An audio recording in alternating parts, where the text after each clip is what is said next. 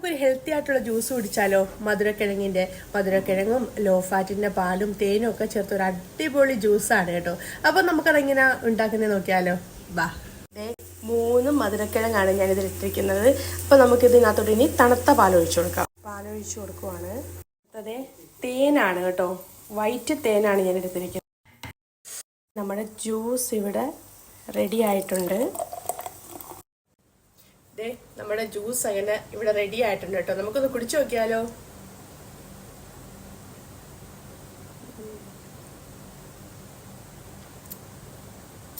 ഭയങ്കര ഹെൽത്തിയാണ് കേട്ടോ. ചില സമയത്തൊക്കെ ബ്രേക്ക്ഫാസ്റ്റ് ഉണ്ടാക്കാൻ നമുക്ക് മടിയാണല്ലോ.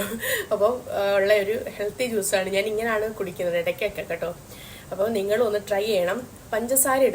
പഞ്ചസാരയ്ക്ക് പകരം ഹണിയെ ചേർക്കാവുള്ളൂ കേട്ടോ. അത് ഏത് ഹണിയാണെങ്കിലും ചേർക്കാൻ കുഴപ്പമില്ല. എൻ്റെ കയ്യിൽ വൈറ്റ് ആയിരുന്നു കേട്ടോ. അപ്പം എല്ലാവരും ഒന്ന് ഈ ജ്യൂസ് ഒന്ന് ട്രൈ ചെയ്ത് നോക്കിയിട്ട്